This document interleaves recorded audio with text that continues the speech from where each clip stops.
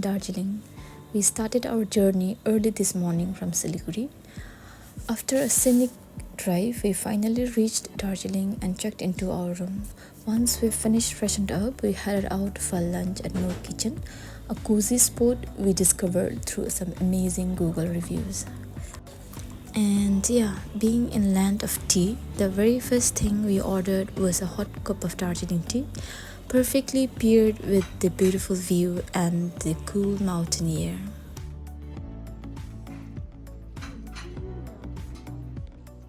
For food, we went with classic combo lacha paratha and butter chicken.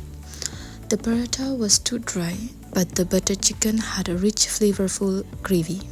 It wasn't the best ever we had, but it definitely hit the spot after our long journey and made for a satisfying meal with a view. Since the traffic around the town was pretty heavy, we decided to ditch the car and explore Darjeeling on foot instead. Literally, that turned out to be the best decision.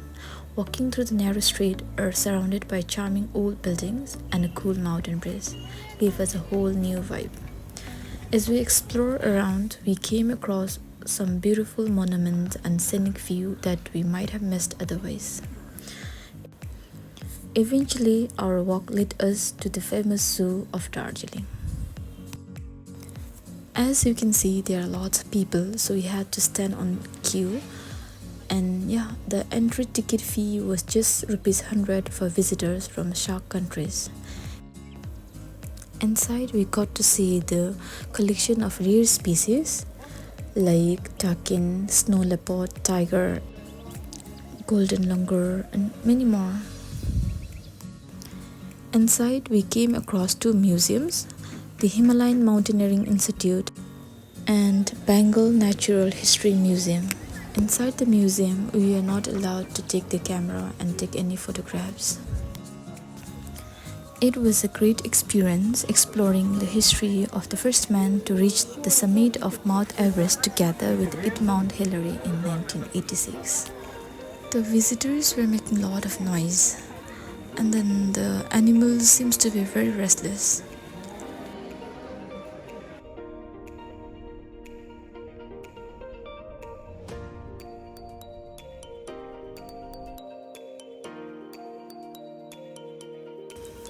Now we are at Chaurasta, one of the most popular and vibrant spots in Darjeeling.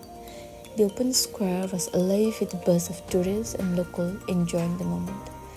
Vendors were selling souvenirs, snacks, and warm cups of tea. The place had such a lively yet relaxing vibe, perfect for the evening. By the time the sun began to set, the entire area was beautifully lit up. And the crowd had grown even bigger, making it feel like the true heart of Darjeeling. Right here is the Glenaries, one of the most talked about places in Darjeeling. Seeing the long queue of people waiting to take pictures, I feel like a trip to Darjeeling just won't be complete without a picture here. After all that walking, we were exhausted and hungry. We tried looking for a nice restaurant for dinner, but couldn't find one. So we got one local restaurant through Google, and the price were super reasonable and the food turned out to be totally worth it.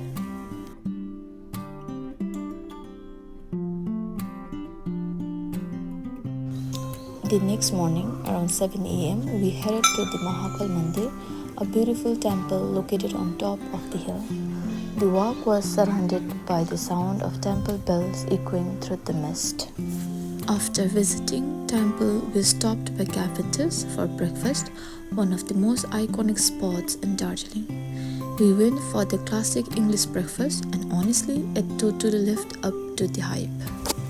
Actually, we had planned to explore a few more places, but just as we finished eating, it started raining.